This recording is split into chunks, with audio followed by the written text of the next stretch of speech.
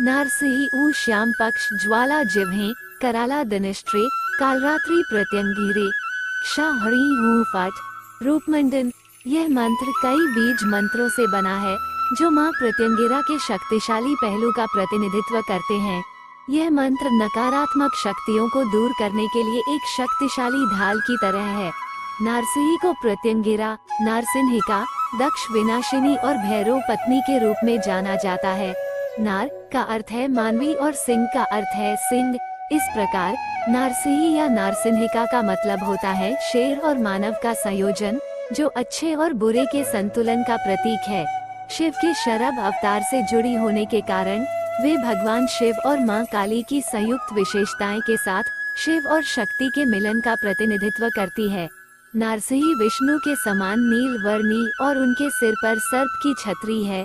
उनका मुख शेर का, लाल आंखें और माथे पर तीसरी आंख का सीधा निशान है। उनकी बाहर निकली हुई लाल रंग की जीभ काली का प्रतिनिधित्व करती है।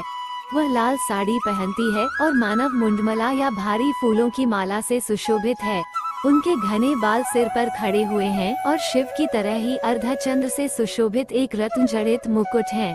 उनका वाहन सिंह है और वे शरभेश्वर की सहचरी है। चतुर्भुजी। नारसिंही को जब चतुर्भुजी चित्रित किया जाता है तब उनके 4 हाथों में त्रिशूल, डमरू, नाग का फंदा और खोपड़ी होती है। कभी कभी विष्णु और शिव के समान शंख, चक्र, त्रिशूल और डमरू होता है। हाथ में नागफास या कुंडलित सर्प यह अहंकार को नियंत्रित करने और शिव की अलिप्तता जिसके कारण वे बेघर रहते हैं का प्रतीक है। नारसिंही का विभिन्न परंपराओं के साथ संबंध। वैदिक परंपरा। नारसिंही एक शक्तिशाली नारी सिंह देवी है जिनके अयाल के हिलने मात्र से ही ब्रह्मांड के तारामंडल में खलबली मच जाती है। वह नारी की ऊर्जा का प्रतिनिधित्व करती है और एक सीधी सादी देवी होने की प्रतिष्ठा रखती है। वह अपने भक्तों को बुरे काम का दंड देने और अच्छे कामों का आशीर्वाद देने की शक्ति रखती है। प्रति शब्द का अर्थ है उल्टा और अंगिरस का अर्थ है हमला करना, इसलिए प्रत्यंगिरा का अर्थ है वह जो किसी भी काले जादू के हमलों को उलट देवे ऐसी देवी। दक्षिण के मंदिरों में यह अथर्वण भद्र काली के रूप पूजी में जाती है क्योंकि वह अथर्ववेद जिसमें तंत्र मंत्र विद्या का संयोजन और इलाज है की शासक देवी मानी जाती है। देवी प्रत्यंगिरा गुप्त मंत्रों, तंत्रों और यंत्रों की रखवाली करती हैं, जिससे यह विद्या बुरे इरादों वाले लोगों के हाथों तक पहुंचने न पाए। मातृका के रूप में नारसिंही को एक स्वतंत्र देवी माना जाता है। अन्य मातृकाओं की तरह वे नरसिंह का नारी अवतार नहीं है। वैष्णववाद में नारसिंही को लक्ष्मी का एक रूप माना जाता है जिसने उग्र नरसिंह को शांत किया था। शक्ति परंपरा। शक्तिवाद के अनुसार वह गुह्य काली का एक रूप है जो शिव और शक्ति की संयुक्त विनाशकारी शक्ति है। दुर्गा परंपरा में वह पूर्ण चंडी है जो ब्राह्मणों की उग्र विनाशकारी शक्ति है। नारसिंही ललिता त्रिपुर सुंदरी की सेना की प्रमुख योद्धा देवी हैं जिन्हें शक्ति सेना कहा जाता है। आदि पराशक्ति और भंडासुर के बीच हुए युद्ध के दौरान पराम्बा ने प्रत्यंगिरा से प्रसन्न होकर उन्हें 2 वरदान दिए। यदि कोई आपत्तिजनक उद्देश्यों के लिए भी इनका आह्वान करता है तो प्रत्यंगिरा प्रसन्न होकर अपने भक्त को अजयता और निश्चित जीत का वर दे सकती है। एक बार उनके द्वारा दी गई सुरक्षा अजय है और कोई भी देवता, यहाँ तक कि आदि पराशक्ति भी इसे नहीं पलट सकती। क्षत्रिय योद्धा जाति के बीच नारसिंही या प्रत्यंगिरा एक बहुत ही परम लोकप्रिय देवी है जिन्हें अक्सर रक्षात्मक और आक्रामक शक्ति के लिए पूजा जाता है। रामायण में एक प्रसंग है। युद्ध के दौरान जब विभीषण को ये पता चला कि इंद्रजीत विजय पाने के लिए देवी प्रत्यंगिरा से अजय वर पाने के लिए निकुंभला यज्ञ का पवित्र अनुष्ठान कर रहे हैं तो उन्होंने राम से कहा कि वे हनुमान और लक्ष्मण को यज्ञ रोकने के लिए भेजें, क्योंकि वे जानते थे कि इसे पूरा करने से इंद्रजीत अजय हो जाएगा। राम की आज्ञा से उन लोगों ने जाकर यज्ञ को आधे में ही रोक दिया और इंद्रजीत की जीत की आशा अधूरी रह गई। तंत्र शास्त्र में देवी देवताओं को शांत, क्रोधी, उग्र, भयावह और भयानक आदि रूपों में वर्गीकृत किया गया है। नरसिंहिका को एक भयावह और उग्र देवी के रूप में माना जाता है। दिखावे के लिए पूजा भक्ति करने वाले लोगों के लिए उनकी पूजा सख्त वर्जित है। अनिष्ट शक्तियों के प्रभाव को समाप्त करने और लोगों की भलाई के लिए एक कुशल तांत्रिक गुरु के मार्गदर्शन में ही इनकी पूजा की जाती है। तंत्र में वह श्री चक्र और भैरव के साथ अथवन भद्रकाली के रूप में जुड़ी हुई है। वह भक्तों की रक्षा करके उन्हें सही रास्ते पर ले जाती है। देवी पुराण में सप्त मातृकाओं का क्रम इस तरह बताया गया है: ब्राह्मी, माहेश्वरी, कौमारी, वैष्णवी, वाराही, इंद्राणी और चामुंडा। कभी कभी चामुंडा के स्थान पर नारसिंही का भी उल्लेख मिलता है। कुछ स्थानों पर नारसिंहिका सहित अष्टमातृका का भी वर्णन मिलता है। मिस्र की पौराणिक कथाओं की देवी सेखमेट और प्रत्यंगिरा में काफी समानता है। ये दोनों महान योद्धा देवी हैं, जिनका शरीर आधा मानव और आधा शेर का है। एक सांप उनके सिर पर छतरी की तरह छाया करता है और आग जैसी दिखने वाली आभा मुख मंडल के चारों ओर फैली हुई है। आदि पराशक्ति का अवतार। आदि पराशक्ति अवतार के कई अलग अलग संस्करण हैं। कुछ निम्न है। किंवदंती है कि प्राचीन काल में प्रत्यंगिरा और अंगिरस नामक दो ऋषि ध्यान कर रहे थे और उन्होंने एक मूल मंत्र के माध्यम से एक देवी की खोज की जो नामहीन थी। देवी ने ऋषियों को गौरवान्वित करने के लिए अपना नामकरण उनके नाम पर प्रत्यंगिरा देवी किया। मत्स्य पुराण और विष्णु धर्मोत्तर पुराण। शिव ने राक्षस अंधका का मुकाबला करने के लिए 7 मातृकाएं बनाई थी, क्योंकि अंधकासुर को वर था कि जैसे ही उसके रक्त की बूंद जमीन पर पड़ेगी वैसे ही रक्त की प्रत्येक बूंद से उसकी एक प्रतिलिपि तैयार हो जाएगी। मातृकाओं ने रक्त की बूंद को जमीन पर पड़ने के पहले ही पीना शुरू कर दिया और शिव को अंधकासुर को हराने में मदद की। युद्ध के बाद मातृकाओं ने उद्दंड होकर दुनिया के अन्य देवताओं, राक्षसों और लोगों को भस्म करना शुरू कर दिया। तब नरसिंह ने सौम्य 32 मातृकाओं के एक समूह को उत्पन्न किया और उन्होंने भयानक अग्नि की तरह क्रोधित सप्त मातृकाओं को शांत किया। भगवान नरसिंह ने मातृकाओं को आज्ञा दी कि वे संसार को नष्ट करने के बजाय इसकी रक्षा करें, जिससे मानव जाति मातृकाओं की पूजा करेगी। मार्कंडेय पुराण और शिव पुराण।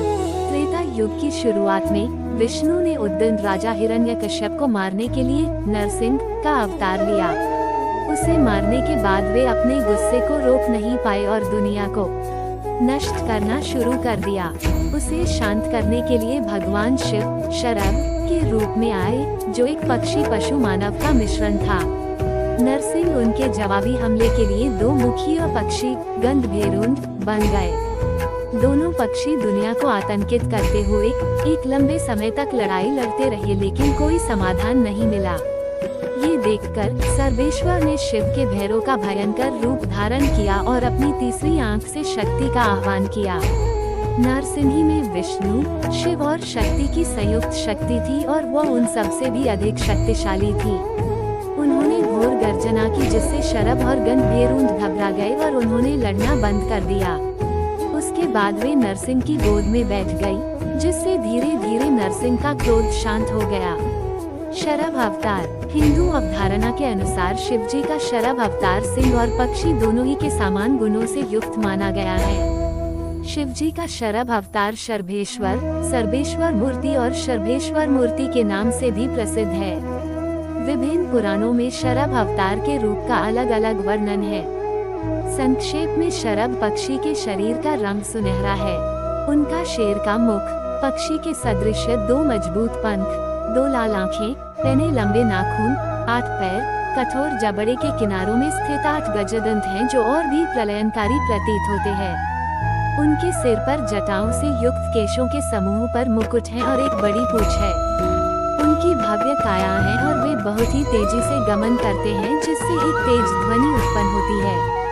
किंवदंती है कि शरभ शेर और हाथी से भी शक्तिशाली और शेर को मारने में सक्षम है।